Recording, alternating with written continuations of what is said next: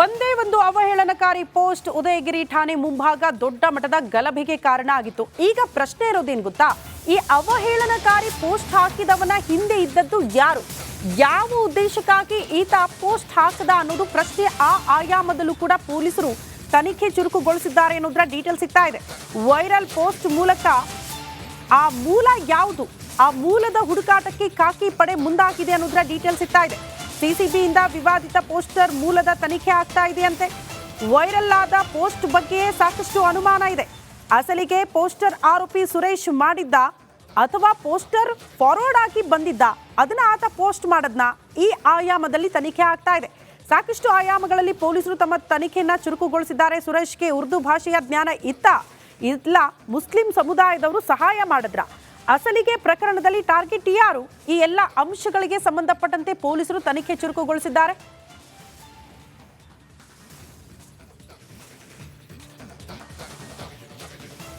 Udayagiri police ಠಾಣೆ ಮುಂಭಾಗ ಯಾವಾಗ ಗಲಭೆ ಹೇಳ್ತೋ ಆಗ ಅವಹೇಳನಕಾರಿ ಪೋಸ್ಟ್ ಮಾಡಿದ ವ್ಯಕ್ತಿ ಸುರೇಶ್ನ ಬಂಧನ ಆಯಿತು. ಆದ್ರೆ ಆತ ಅವಹೇಳನಕಾರಿ ಪೋಸ್ಟ್ ಮಾಡೋದಕ್ಕೆ ಯಾರಾದ್ರೂ ಸಹಾಯ ಮಾಡಿದ್ದಾರಾ, ಆತನಿಗೆ ಉರ್ದು ಭಾಷೆ ಗೊತ್ತಿತ್ತಾ, ಯಾವ ಉದ್ದೇಶದಿಂದ ಪೋಸ್ಟ್ ಮಾಡ್ದ, ಆತನೇ ಅದನ್ನ ಕ್ರಿಯೇಟ್ ಮಾಡದ್ನ ಅಥವಾ ಯಾರಾದ್ರೂ ಫಾರ್ವರ್ಡ್ ಮಾಡಿದ್ರ, ಈ ಆಯಾಮದಲ್ಲಿ ತನಿಖೆ ಚುರುಕುಗೊಂಡಿದೆ. ಈ ಕುರಿತ ಒಂದು ರಿಪೋರ್ಟ್ ಕೂಡ ಇದೆ, ಬನ್ನಿ ನೋಡ್ಕೊಂಡು ಬರೋಣ.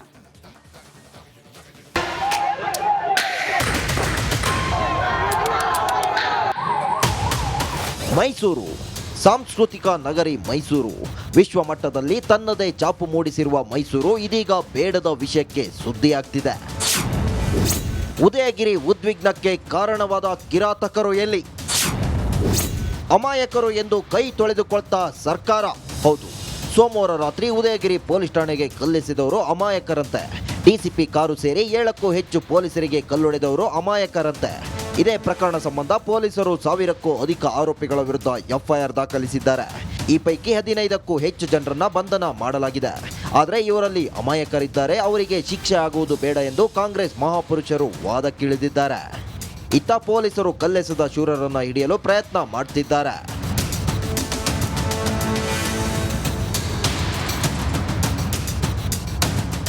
ಕಾಂಗ್ರೆಸ್ನಲ್ಲಿ ಅಮಾಯಕರು ಎಂಬ ಪದಕ್ಕೇನು ಕಡಿಮೆ ಇಲ್ಲ. ರಾಜ್ಯ ಸರ್ಕಾರದಲ್ಲಿದ್ದುಕೊಂಡು ಪೊಲೀಸರ ನೈತಿಕ ಸ್ಥೈರ್ಯ ಕುಗ್ಗಿಸುವ ಕೆಲಸವನ್ನ ಸಚಿವರಿಂದ ಹಿಡಿದು ವಕ್ತಾರರವರೆಗೂ ಮಾಡ್ತಿದ್ದಾರೆ. ಪದೇ ಪದೇ ಕಾಂಗ್ರೆಸ್ ನಾಯಕರು ಪೊಲೀಸರನ್ನ ಟಾರ್ಗೆಟ್ ಮಾಡ್ತಿರೋದ್ಯಾಕೆ? ಈ ಎಲ್ಲ ಪ್ರಶ್ನೆಗಳು ಸಾರ್ವಜನಿಕರಲ್ಲಿ ಎದ್ದಿವೆ. ಪೊಲೀಸರ ನಡೆಯನ್ನೇ ಪ್ರಶ್ನಿಸುತ್ತಿದೆ ಕಾಂಗ್ರೆಸ್. ಈ ಕಲ್ಲು ತೂರಾಟದಲ್ಲಿ ಭಾಗಿಯಾಗಿರುವ ಸಂಖ್ಯೆ ಅಪ್ರಾಕ್ಸಿಮೇಟ್ಲಿ 1000 ಪೀಪಲ್ ಅಂತ ಹಾಕಿದ್ದಾರೆ.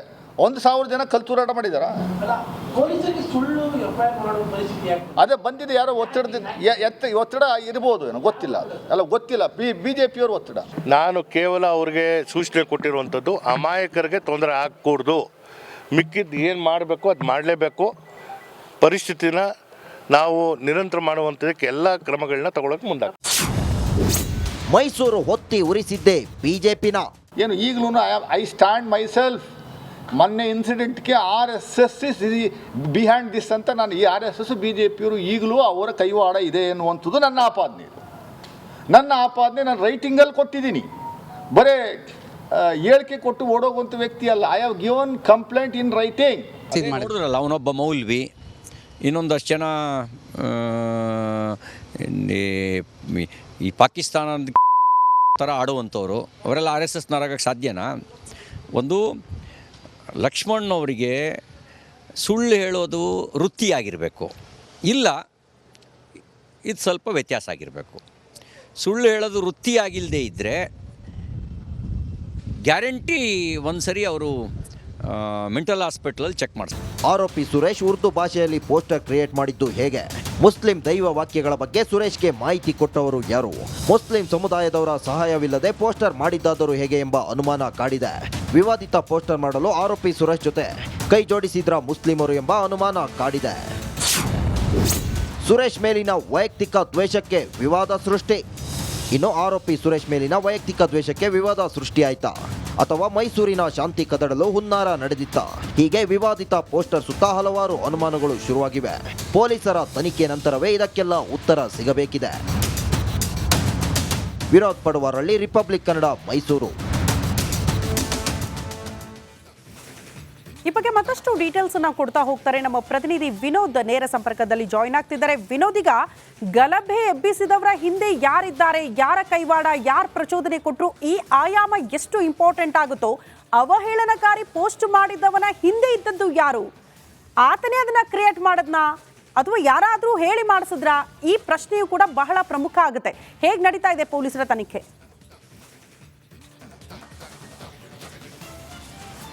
ಶ್ರುತಿ, ಈಗಾಗಲೇ ಏನು ಉದಯಗಿರಿ ಪೊಲೀಸ್ ಠಾಣೆ ಗಲಭೆ ಪ್ರಕರಣಕ್ಕೆ ಸಂಬಂಧಪಟ್ಟ ಹಾಗೆ ಕಳೆದ 3 ದಿನಗಳಿಂದಲೂ ಕೂಡ ಪೊಲೀಸರು ಸಾಕಷ್ಟು ವಿಚಾರಣೆಗೆ ಒಳಪಡಿಸಿರುವಂಥದ್ದು. ಈಗಾಗಲೇ ಏನು ಬಂದಾಗ ನ್ಯಾಯಾಲಯಕ್ಕೆ ಜೈಲಿಗೆ ಕಳಿಸಿರುವಂತಹ ಸತೀಶ್ ಏನೋ ಮೊದಲ ದಿನ ಕರ್ಕೊಂಡ್ಬಂದ ಸಂದರ್ಭದಲ್ಲೂ ಕೂಡ ಈ ಪೋಸ್ಟರ್ ಬಗ್ಗೆ ಸಾಕಷ್ಟು ತನಿಖೆಯನ್ನು ಮಾಡಿದ್ದಾರೆ. ಭಾಳ ಪ್ರಮುಖವಾಗಿ ಸತೀಶ್ಗೆ ಉರ್ದು ಮತ್ತು ಹಿಂದಿ ಭಾಷೆ ಬರ್ತಿದ್ದ ಅನ್ನೋ ಬಗ್ಗೆ ಕೂಡ ಈಗಾಗಲೇ ವಿಚಾರಣೆ ಮಾಡಿದ್ದಾರೆ.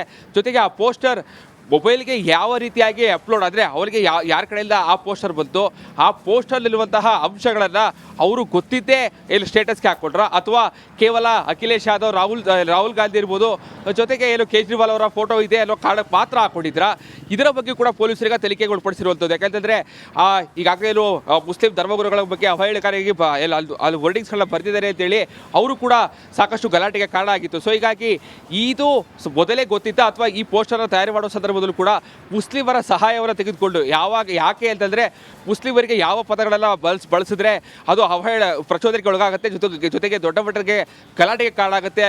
ಈ ಆ್ಯಂಗಲ್ಗಳಲ್ಲಿ ತಿಳ್ಕೊಂಡು ಈ ರೀತಿಯಾದಂತಹ ಪೋಸ್ಟರ್ ರೆಡಿ ಮಾಡಿ ಸತೀಶ್ ಮೂಲಕವಾಗಿ ಅದನ್ನು ಸ್ಟೇಟಸ್ಗೆ ಹಾಕ್ಸಿದ್ರ, ಇದೆಲ್ಲದರ ಬಗ್ಗೆ ಕೂಡ ಈಗಾಗಲೇ ಪೊಲೀಸರು ಕೂಡ ತನಿಖೆ ನಡೆಸ್ತಾ ಇರುವಂಥದ್ದು. ಯಾಕಂತಂದರೆ ಏಕಾಏಕಿ ಸಾಮಾನ್ಯಗಾದರೆ ಆ ಉರ್ದು ಭಾಷೆ ಮತ್ತು ಅರೇಬಿಕ್ ಭಾಷೆಯಲ್ಲಿ ಏನೆಲ್ಲ ಬರ್ತಿದೆ ಆ ಪದಗಳ ಅರ್ಥವನ್ನು ಗೊತ್ತಿಲ್ಲದಂತೆ ಹಾಕೊಳ್ಳೋದಕ್ಕೆ ಸಾಧ್ಯ ಇರೋದಿಲ್ಲ. ಒಂದು ವೇಳೆ ಕೇವಲ ಪೋಸ್ಟರ್ ಚೆನ್ನಾಗಿದೆ ಅಲ್ಲ ಒಂದೇ ಒಂದು ಕಾರಣಕ್ಕೆ ಆ ಪೋಸ್ಟರನ್ನು ಸತೀಶ್ ಅವರು ಹಾಕ್ಕೊಂಡಿದ್ರ, ಇದೆಲ್ಲದರ ಬಗ್ಗೆ ಕೂಡ ಈಗಾಗಲೇ ಪೊಲೀಸರು ಕೂಡ ತನಿಖೆ ನಡೆಸ್ತಾ ಇದ್ದಾರೆ. ಸೊ ಹೀಗಾಗಿ ಇವತ್ತು ಪ್ರಕರಣಕ್ಕೆ ಸಂಬಂಧಪಟ್ಟ ಹಾಗೆ ಈಗಾಗಲೇ 15 ಜನರ ವಶಕ್ಕೆ ಪಡೆದು ಈಗಾಗಲೇ ಜೈಲಿಗೆ ಕಳಿಸಿದ್ದಾರೆ. ಜೊತೆಗೆ ಇವತ್ತು ತಪ್ಪು ಮುಂದೆ ನಾಳೆ 2 ದಿನಗಳಲ್ಲೂ ಕೂಡ ಇನ್ನಷ್ಟು ಜನರು ಕೂಡ ಈ ಒಂದು ಪ್ರಕರಣದಲ್ಲಿ ವಶಕ್ಕೆ ಪಡೆದುಕೊಂಡು ಈ ಪ್ರಕರಣದಲ್ಲಿ ಏನು ಈಗಾಗಲೇ ಬಂಧಿತರ ಸಂಖ್ಯೆ ಕೂಡ ಇನ್ನಷ್ಟು ಹೆಚ್ಚಾಗುವಂತಹ ಸಾಧ್ಯತೆ ಇರುವಂಥದ್ದು. ಶ್ರುತಿ. ಓಕೆ ವಿನೋದ್, ಧನ್ಯವಾದಗಳು ತಮ್ಮೆಲ್ಲ ಮಾಹಿತಿಗೆ.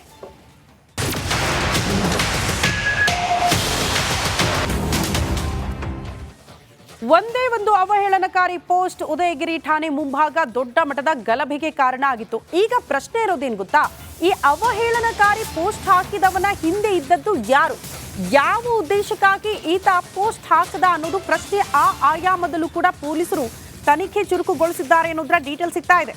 ವೈರಲ್ ಪೋಸ್ಟ್ ಮೂಲಕ ಆ ಮೂಲ ಯಾವುದು, ಆ ಮೂಲದ ಹುಡುಕಾಟಕ್ಕೆ ಖಾಕಿ ಪಡೆ ಮುಂದಾಗಿದೆ ಅನ್ನೋದರ ಡೀಟೇಲ್ ಸಿಗ್ತಾ ಇದೆ.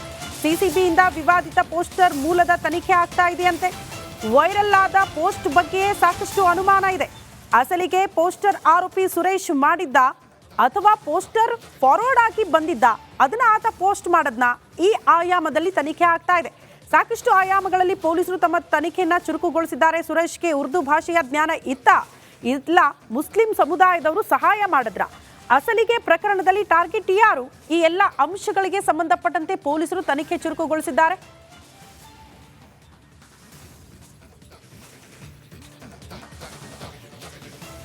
ಉದಯಗಿರಿ ಪೊಲೀಸ್ ಠಾಣೆ ಮುಂಭಾಗ ಯಾವಾಗ ಗಲಭೆ ಹೇಳ್ತೋ ಆಗ ಅವಹೇಳನಕಾರಿ ಪೋಸ್ಟ್ ಮಾಡಿದ ವ್ಯಕ್ತಿ ಸುರೇಶ್ನ ಬಂಧನ ಆಯಿತು.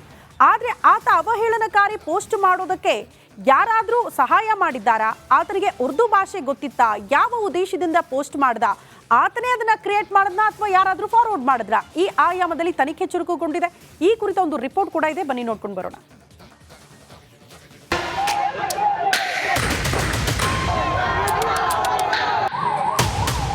ಮೈಸೂರು ಸಾಂಸ್ಕೃತಿಕ ನಗರಿ ಮೈಸೂರು ವಿಶ್ವಮಟ್ಟದಲ್ಲಿ ತನ್ನದೇ ಛಾಪು ಮೂಡಿಸಿರುವ ಮೈಸೂರು ಇದೀಗ ಬೇಡದ ವಿಷಯಕ್ಕೆ ಸುದ್ದಿಯಾಗ್ತಿದೆ. ಉದಯಗಿರಿ ಉದ್ವಿಗ್ನಕ್ಕೆ ಕಾರಣವಾದ ಕಿರಾತಕರು ಎಲ್ಲಿ, ಅಮಾಯಕರು ಎಂದು ಕೈ ತೊಳೆದುಕೊಳ್ತಾ ಸರ್ಕಾರ. ಹೌದು, ಸೋಮವಾರ ರಾತ್ರಿ ಉದಯಗಿರಿ ಪೊಲೀಸ್ ಠಾಣೆಗೆ ಕಲ್ಲೆಸೆದವರು ಅಮಾಯಕರಂತೆ. ಡಿಸಿಪಿ ಕಾರು ಸೇರಿ 7ಕ್ಕೂ ಹೆಚ್ಚು ಪೊಲೀಸರಿಗೆ ಕಲ್ಲೊಡೆದವರು ಅಮಾಯಕರಂತೆ. ಇದೇ ಪ್ರಕರಣ ಸಂಬಂಧ ಪೊಲೀಸರು 1000ಕ್ಕೂ ಅಧಿಕ ಆರೋಪಿಗಳ ವಿರುದ್ಧ ಎಫ್ಐಆರ್ ದಾಖಲಿಸಿದ್ದಾರೆ. ಈ ಪೈಕಿ 15ಕ್ಕೂ ಹೆಚ್ಚು ಜನರನ್ನ ಬಂಧನ ಮಾಡಲಾಗಿದೆ. ಆದರೆ ಇವರಲ್ಲಿ ಅಮಾಯಕರಿದ್ದಾರೆ, ಅವರಿಗೆ ಶಿಕ್ಷೆ ಆಗುವುದು ಬೇಡ ಎಂದು ಕಾಂಗ್ರೆಸ್ ಮಹಾಪುರುಷರು ವಾದಕ್ಕಿಳಿದಿದ್ದಾರೆ. ಇತ್ತ ಪೊಲೀಸರು ಕಲ್ಲೆಸೆದ ಶೂರರನ್ನ ಹಿಡಿಯಲು ಪ್ರಯತ್ನ ಮಾಡ್ತಿದ್ದಾರೆ.